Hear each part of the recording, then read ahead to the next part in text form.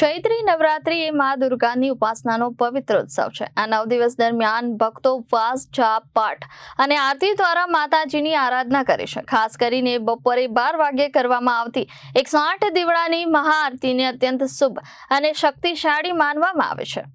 धार्मिक मान्यता अनुसार 108 आंकड़ो पवित्र गणाय छे। हिंदू धर्म में जपमाळाना मणका पण 108 होय छे, जे पूर्णता अने आध्यात्मिकतानी ऊर्जानुं प्रतीक छे। 108 दीवड़ाथी आरती करवाथी भक्तोना जीवनमां सकारात्मकता, शांति अने समृद्धि आवे एवी श्रद्धा छे। बपोरे 12 वाग्यानो समय पण विशेष मानवामां आवे छे, कारण के आ समये सूर्य पोतानी तीव्रता पर होय छे अने देवीओनी शक्ति प्रगट थती होवानी मान्यता छे। आ महाआरती दरमियान माताजीना मंदिरमां विशेष भक्तिभाव अने दिव्य माहोल सर्जाय छे, जे भक्तोना मनने आध्यात्मिक आनंदथी भरपूर करी दे छे। आ अंगे जाणीता धार्मिक वक्ता प्रफुल्लभाई शुक्ला जणावे छे के 108 दीवडानी आरती मात्र परंपरा नथी, परंतु भक्ति अने शक्तिनुं प्रतीक छे। जे भक्त श्रद्धापूर्वक आरती करे छे तेना जीवनमां माताजीनी कृपा वरसे छे।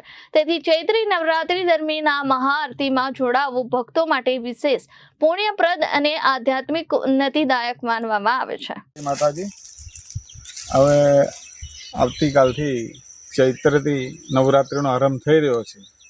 माय भक्तो बधा माताजीने प्रार्थना करशे।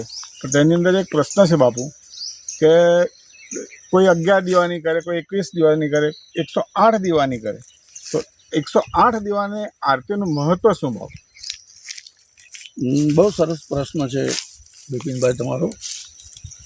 माताजीना अनुष्ठाननी अंदर जेटलुं कथानुं महत्व है, जेटलुं यज्ञनुं महत्व है, जेटलुं नैवेद्यनुं अने पूजानुं महत्व है, एटलुं ज महत्व 108 दीवडानी महाआरतीनुं छे।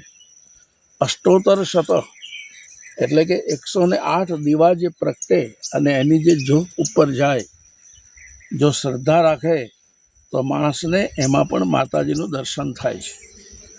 आम तो आ वर्षे मारी शारीरिक स्थिति बराबर न होवाथी 108 दीवानी आरतीनुं मैं मांडवाळ करेલું હતું કે માતાજીની સાદી આરતી કરી લઈશું, પણ અમારા બિપિનભાઈ પટેલ એમણે આગ્રહ કર્યો કે નહીં બાપુ, આપણે દર વર્ષે નિયમ પ્રમાણે 108 દીવાની આરતી કરીએ છીએ, એ કરવી જ જોઈએ।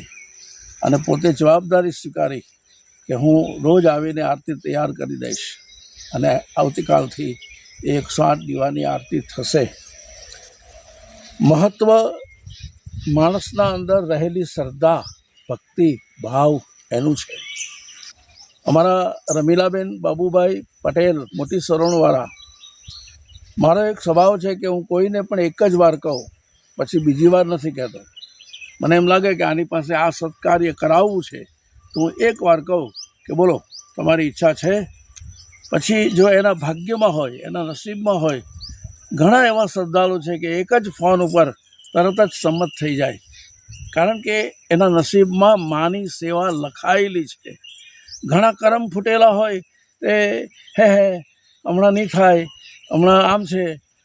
અમેરિકામાં એક બેનને ફોન કર્યો કે તમારે નૈવેદ્ય કરવાનું છે, તો કે નહીં અમે તો જાપાન જવાના ને હમણાં અમારી શક્તિ નથી। મા મૂર્ખ નથી, મા બધું સમજે છે કે જાપાન જવાની શક્તિ છે, ફરવા જવાની શક્તિ છે, હોલિડે કરવાની શક્તિ છે, પણ એક માનું નૈવેદ્ય કરવાની શક્તિ નથી। એટલે જાકી રહિત ભાવના જૈસી, પ્રભુ મૂર્ત તાકી તેની તૈસી। આ તો ભગવતી છે, આ તો રાજરાજેશ્વરી છે, બધું સમજે છે। કયા ભાવથી તમે ભગવાનને ભજો છો, કયા ભાવથી તમે માનું આરાધન કરો છો, એ બધું જ જાણે છે। એટલે આવતીકાલથી જગદંબાધામ ખેરગામમાં શરૂ થઈ રહેલા નવરાત્રિ અનુષ્ઠાનમાં દેવી ભાગવતની કથા, નવચંડી યજ્ઞ અને બપોરે જ 108 દીવડાની આરતી। મને એક જણાએ પૂછ્યું, બાપુ સાંજના સમયે આરતી કરીએ તો નહીં ચાલે? મેં કીધું નહીં, બપોરે મધ્યાહન સમયે 12 વાગે જ એ આરતીનો મહિમા છે। કારણ કે એક બાજુ સૂર્ય તપ્યો હોય, એક બાજુ આરતી તપી હોય, માતાજીનું જે તપી અનુષ્ઠાન છે એ આ 108 આરતીમાં સમાયેલું છે। એટલા માટે 108 દીવડાની આરતીનું ખૂબ જ મહાત્મય છે। સૌ ભાવિકોને પધારવા માટે ભાવભર્યું આમંત્રણ છે। જય ભવાની, જય અંબે, જય ભવાની। ब्यूरो रिपोर्ट जनादेश न्यूज सूरत।